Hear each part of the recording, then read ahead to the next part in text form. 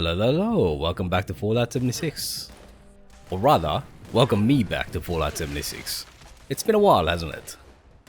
So, the Ghoul system under construction has been released to the PTS. It turns out that what we have at the moment is so close to what I talked about in my earlier video on Player Ghouls that the devs either watched it or great minds think alike. So let's talk about the features of Player Ghouls. Then I'll give you some thoughts on whether it's a good change or not. Keep in mind that this is the first version of Player Ghouls, and I fully expect that some of the things we talk about will change. In fact, I'd be surprised if they didn't change before release. Firstly, how do you become a ghoul? Playing with a level 50 character, you'll get a quest to listen to a distress signal. Bandits, everyone. There are bandits in Appalachia. Scary masked fellas with no mercy or remorse.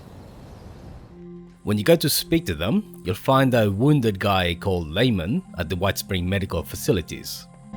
You mean I ain't gonna make it? He's absorbed enough rads that he won't last a week. There's a doctor that's rumored to specialize in radiation, and you'll need to journey to a cave in the north of the map. Inside, you'll see Layman being held up by the guy who killed his friends. He gets an offer to become a ghoul. You just have to agree to a minimally invasive treatment and voila! Cured of all ills and no more worrying about pesky skincare routines. And guess what? So does the player character. Yes, I know it's a shocking twist, but bear with me.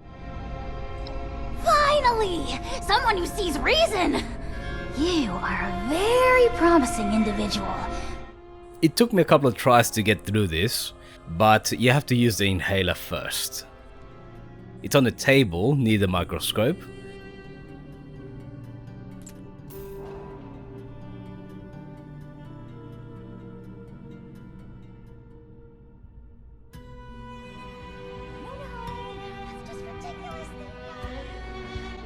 Then use the door past the beds and turn right. Use the open silo door and walk to the missile. It's a good idea not to get too close because you can die too quickly. If you do, then you can lose your junk, so just in case, you may want to drop it before you enter the missile silo. If you run into a bug, like the door is closed or you die too quickly from the radiation, then the solution is to leave the cave and go back in. Restart the process by injecting yourself again. Once you're a ghoul, you'll have a quest to speak to someone to get a disguise. If you're heading into society for regular humans and want to blend in, I'll set you up. That allows you to enter human locations without triggering a fight. You'll have to speak to her to put on and remove the disguise, and while you're wearing it, there's a few differences in how you play. The conversion also gives you a unique costume.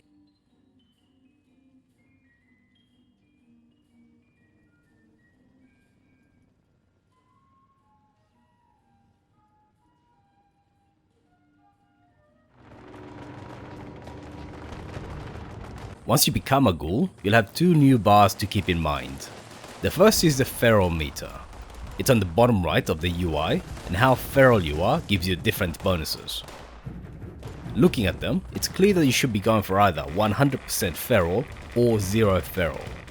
It's counterintuitive because 0 means you're fully feral and 100% means you're not feral at all. 100% gives you pretty good bonuses, and it should be your preferred option if you're playing with guns.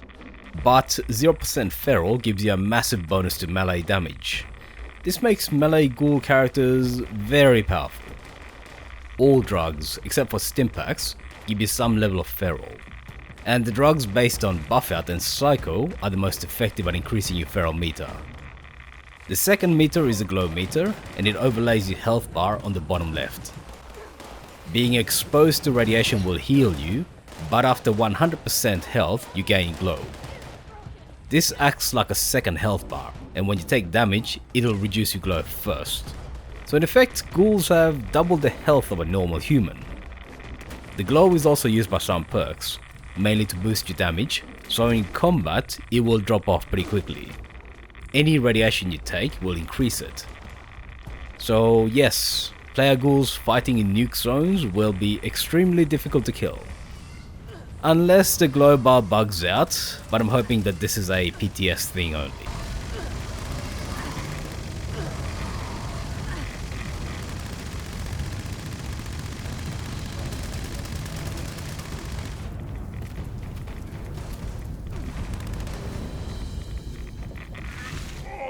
In the normal world, the most reliable way to get glow is to hotkey a consumable that gives you radiation. And Toxic Goo is probably the best source of easily available radiation because you can pick up as much as you want at West Tech. But you still want to carry some Stimpaks because radiation doesn't heal crippled limbs. But yeah, Toxic Goo does not... Yep. Off with his head. Have you lost your head? Yes, I think I have. When your head is so crippled that it no longer exists. If you hotkey Goo, then you can use it while you're running an auto axe or firing a heavy gun. Player ghouls should basically never die if you're playing them right. Ghouls also have a modified perks set. Anything to do with hunger and radiation is locked away, but instead you get new perks that are exclusive to ghouls. Generally the perks favor two types of playstyles. The first is a melee specialist running around with chainsaws or auto axes in power armor. This is because of radioactive strength. It only applies to power attacks, but remember, all chainsaw and auto axe attacks are automatically power attacks. So yes, this means that you almost double your auto axe damage if you have glow. And if you combine it with 0 feral, that's 350 extra damage for your auto axe. This alone makes melee ghouls extremely powerful. I'm not using an optimized build, and the auto axe is not particularly powerful. But you can see all the enemies just melt away. Even Earl's health drops pretty quickly. You can also add brick wall under strength to make sure your attacks can't be interrupted. Radiation power under endurance will also give you extra damage at the cost of a bit of glow. All of this needs glow, so make sure you hotkey Toxic Goo like I said before. Glowing out under endurance will help if you're finding managing glow a bit onerous. But if you're not using power armor, then you might want to choose thick skin instead. You don't see how much it helps, but ghouls are pretty tanky anyway. A feral presence under charisma is the ghoul equivalent of suppressor and will be best used against bosses. Under intelligence, science monster will give you extra damage if you get hit, which is pretty likely if you're playing melee. Power attacks use up AP, so action ghoul is a good option. It stacks with action boy, so this may help you get your AP back as soon as possible. But keep in mind that company T with normal action boy is usually good enough, so action ghoul may be redundant. Jaguar speed can also help melee characters by allowing you to sprint faster to the next target. If you're not playing in power armor, I'd recommend hyper reflexes. It's essentially serendipity, but for full health players. And if you combine it with ricochet, that will make you pretty tanky. Personally, I find that there's no downside to ghouls using power armor, and no benefit from avoiding it, so I'd recommend you do that instead of spending perks on avoiding damage. Faulty spots under luck gives you a bonus to weak points.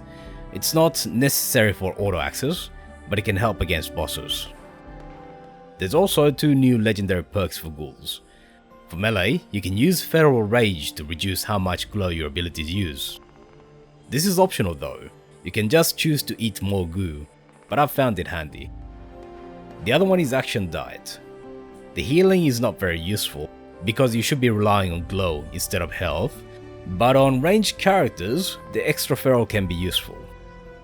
If you are going ranged, then there's a few ghoul perks that make you almost as effective as a bloody character. A lot of the perks I talked about for melee still apply to ranged characters, like radiation power, so I'll talk about the range specific perks for ghouls. Eye of the Hunter under Perception is one of the most important. It gives you 30% more accuracy, so you get back most of the accuracy you lose by going from bloody to full health. Mad Scientist under Intelligence will boost your energy weapons. Combined with the science perks, that will make energy weapons even more attractive. Bomb Scientist will help if you're trying to do West Tech runs to get more XP. But you can just chuck 2 grenades instead, so it's optional. Glowing criticals should be used after you get better criticals, because they both cost 3 perks, but better criticals gives you 100% damage bonus. Wild West Hands is good for guns with small magazines, and this works in addition to the normal perk. But one caveat is that there's so many perks under luck that you should probably get another perk instead. If you're used to unyielding attribute bonuses, you can also equip United or Deal under Charisma to make up for that. Combined with the Herd Mentality mutation, that gives you plus 6 points per attribute. There's also other perks that I haven't talked about, but that's because they're not very useful, so generally speaking you should skip them. So, up to now I've described what the new system is like, but now let me talk about what I think about it. My very first thought was that the devs either watched my older videos speculating on how ghouls would work, because so many things I talked about back then are literally in the game. So one obvious drawback would be dealing with factions. A big debuff to charisma when talking to humans is probably the minimum we can expect, and probably the loss of access to some services. They could push it all the way to being shot on sight at faction headquarters, but that's pretty unlikely because there's so many things that are found at those places. What if we gave ghoul characters abilities that would allow them to fight naked or with very little armor? Maybe use a separate meter to measure radiation. The food meter could be reused since ghouls won't need food. Or make it so health is capped when you don't have radiation, and as you get some, your health goes up. So effectively, radiation boosts your maximum health. If you do it right, ghoul characters could make full health naked builds very interesting. Or it's a case of great minds think alike, but hey, I'm not complaining either way.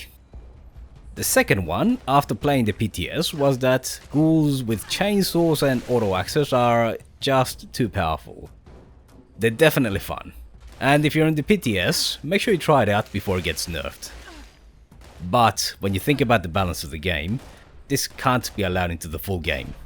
The reason is that auto axes are already extremely powerful. Sure, the lack of range does somewhat make up for the power you get, but auto axes are already one of the optimal builds for damage. Adding feral and glow bonuses on top of that makes them game-breakingly powerful. Plus there's no penalties to using power armor, so with glow you get twice as much health and you still get the same protections. There's basically no downsides to being a melee ghoul. Personally, I feel that from a lore and gameplay perspective, it makes a lot more sense for ghouls to lose the ability to use weapons and armor as they become more feral. You're supposed to be losing your mind, and I just can't see how an insane ghoul would have the presence of mind to use power armor and auto axes. It would make more sense for ferals to be more berserker style, maybe even unarmed berserker. The melee bonuses would then make up for the slower attack rate for melee and unarmed attacks, which frankly is much needed, because unarmed is not well catered to right now, is it? Then also let us craft sugar-free Nuka Shine, and unarmed ghouls would be fun. But just as important, they wouldn't be overpowered compared to other playstyles. On the gun side, ghouls get a lot of abilities that basically allow them to be just as effective as a bloody build in combat. So overall, ghouls will be powerful, and I'm sure many people will be excited to use them. But it also raises a very important question for me. Why would you want to play as a normal human? If you play melee, then a fully feral ghoul is obviously the new meta. If you want to play with guns, then you'd want to play as either a bloody build or a ghoul build. So where would that leave full health humans? I think the answer is nowhere. Nobody would want to play as a normal, full health human. I'm sure that some people might point out that ghouls get a charisma debuff and need disguises to go into faction headquarters. Okay, so you might have to pay a bit more for goods, and you might be slightly inconvenienced. But that's not really a penalty if we're being honest. And this is a problem, both from a lore and a gameplay perspective.